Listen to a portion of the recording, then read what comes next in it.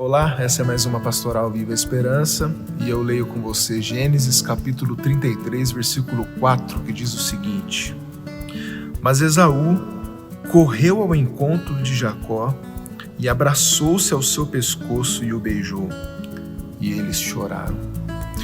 Esse versículo nos mostra o desfecho de uma história muito conturbada que envolveu esses dois irmãos, Esaú e Jacó.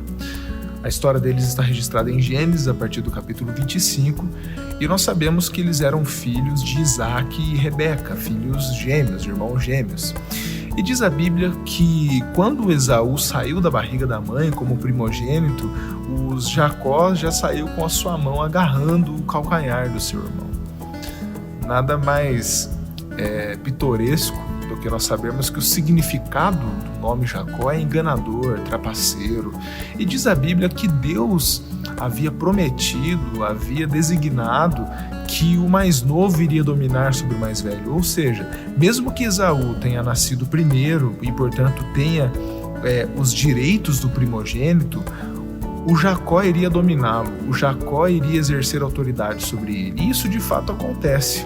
Ao longo da narrativa, algumas coisas se desenvolvem e Jacó de fato se destaca, e não necessariamente de uma maneira muito boa. Uma das vezes, Jacó engana o seu irmão e faz com que Esaú troque a sua primogenitura por um prato de comida. Diz a Bíblia que Esaú sai para caçar, ele volta faminto, e quando ele chega em casa, Jacó está comendo um ensopado de lentilhas, e Esaú pede para o irmão: me dá um pouco dessa lentilha aí. E diz a Bíblia que Jacó fala: não, tudo bem, eu te dou, o que é meu é seu, irmão, que é isso, claro que eu divido com você, mas você tem que prometer para mim, ou você tem que entregar para mim o seu direito de primogenitura. E Esaú, tão faminto, ele acaba fazendo essa troca, ele abre mão dos seus direitos de filho primogênito em troca de um prato de lentilhas. Depois, numa segunda vez, Jacó engana o seu irmão, e dessa vez é ainda mais grave. Diz a Bíblia que Isaac, bem idoso, ele chama o seu filho Esaú e diz para o seu filho preparar uma carne, uma comida para ele, e que depois que ele comesse, ele iria abençoar o seu filho. O Esaú sai para caçar, mas nesse meio tempo, a Rebeca, que tinha ouvido o pedido do seu pai, do pai de Jacó, diz para ele assim: olha, pega lá um animal do rebanho, eu vou preparar esse animal, você vai se passar pelo seu irmão e o seu pai vai entregar a bênção para você e não para o seu irmão. E ela faz isso da maneira que foi combinado. O Jacó, ele era diferente fisicamente do irmão, Esaú era muito peludo, ele coloca também, sob orientação da mãe, uma pele de animal sobre si, de modo que o Isaac, muito idoso, quase cego, ele coloca as mãos nos braços do Jacó e ele diz o seguinte: olha, a voz e o cheiro são de Jacó, mas os braços, os pelos são de Esaú. E ele acredita que se trata de Esaú ali na sua frente, e ele abençoa Jacó, pensando que estaria abençoando Esaú. O Esaú chega da caça, prepara a comida, e quando ele descobre que o seu irmão o havia enganado mais uma vez e que não havia mais bênção para ele, ele fica indignado. E diz a Bíblia que Esaú jurou o seu irmão de morte. Ele disse: assim que o nosso pai falecer, eu vou te matar. Eu não vou te matar agora porque eu não quero matar o nosso pai de desgosto, mas quando ele morrer, você também vai morrer. É assim que se desenvolve a relação desses dois irmãos. O Jacó foge, já que foi jurado de morte, e volta 20 anos depois, já com sua família formada, com as suas mulheres, com filhos. E essa cena que nós lemos, ela se dá no desfecho dessa história. O Jacó está voltando para se encontrar com seu irmão Esaú. E diz a Bíblia que o Esaú está vindo na direção de Jacó com 400 homens. Ou seja, havia um exército com Esaú.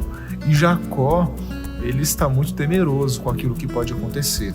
Ele manda mensageiros com presentes. Ele depois, quando ele se encontra com Esaú, ele se prostra diante do irmão, ele ora a Deus antes desse encontro, ele pede para que Deus faça alguma coisa. Portanto, nós vemos em Jacó um movimento diferente daquele Jacó que havia enganado seu irmão. Parece que ele tinha percebido as besteiras que ele tinha feito e ele estava arrependido. Ele queria se reencontrar com o irmão, mas ele estava temendo por sua própria vida. Ele pensava que o irmão iria matá-lo e matar a toda a sua casa, por causa da raiva e por causa do ódio daquilo que havia acontecido 20 anos atrás. Mas o desfecho dessa história nos surpreende, porque apesar de Esaú estar indo na direção do irmão Jacó com 400 homens, Esaú estava desarmado. Esaú estava com seu coração aberto. E tão logo Jacó se prostra diante de Esaú, Esaú se lança no pescoço do irmão. Mas ele não faz isso para esganar Jacó, não. Ele junta o irmão pelo pescoço e dá um abraço no irmão e beija o irmão. Diz a Bíblia que os dois choraram juntos naquele momento. Que cena maravilhosa! Essa cena é uma cena sobre o perdão. Ela está nos ensinando a respeito dessa atitude sem a qual nós não podemos viver. É impossível nós conseguirmos construir relações sem a presença contínua do perdão nas nossas vivências diárias.